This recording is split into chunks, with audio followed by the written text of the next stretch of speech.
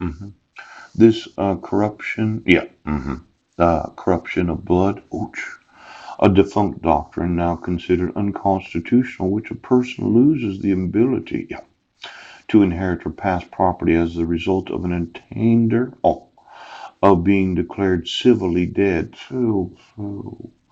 Now, I thought that I was to be the recipient of a large amount of inheritance. Yes.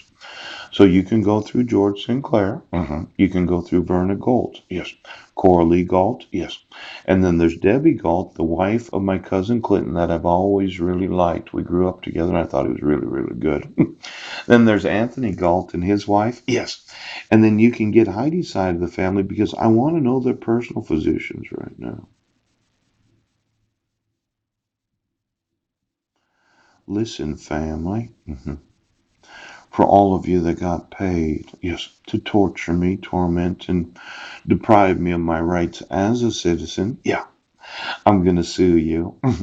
Now, probably the only one that I can think of right now is Clinton. Yes. And it could be that Clinton's not going to disagree because when I got here from Guam, I did have a meeting with Clinton, yes, and Bob Sinclair, and I told them don't bet against me. Now, we've had this little gambling going on in the family about how we corrupt the miners of America. Yes. And it seemed to me that my cousin Clinton probably took my advice and he said, you know what? I'm not going to bet on him. Yes.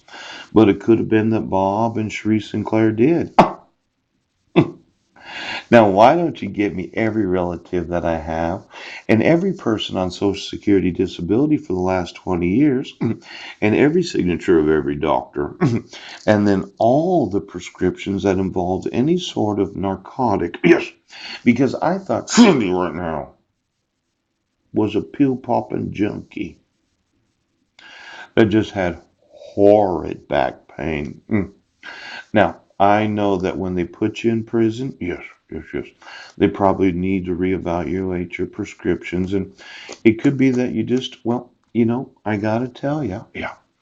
How many times did I go to the hospital with very, very serious pain? Yes. In fact, I remember when I was in Olympic Medical Center, and the doctor said, no, give him morphine. Yes. hmm And then the nurse changed the prescription because somebody decided to be on her and say I was a drug addict. Oh, I've suffered an immense amount of pain because it seemed like the family could always be on whomever it was that was giving me the medical treatment. Yes.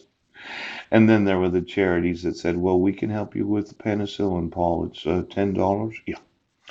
But we cannot support any painkillers, even though we do know that you're in so much pain. Now, I appreciated the antibiotics, yes, but as far as I know, I don't think I've had any painkillers for 5 or 6 years, maybe 8 years, maybe 10 years. Now, let's see, there was that surgery that took place on Guam. Yeah, this huge scar that I have on my back, where they just gouged out about an inch and a half of my open flesh. And then somebody decided to kick me out of the hospital after all the pharmacies had closed. Yes. So that I was sleeping on an inflatable air mattress, having the most excruciating pain as if somebody had cut my back open, dug down an inch and a half, and I have a 3-inch scar.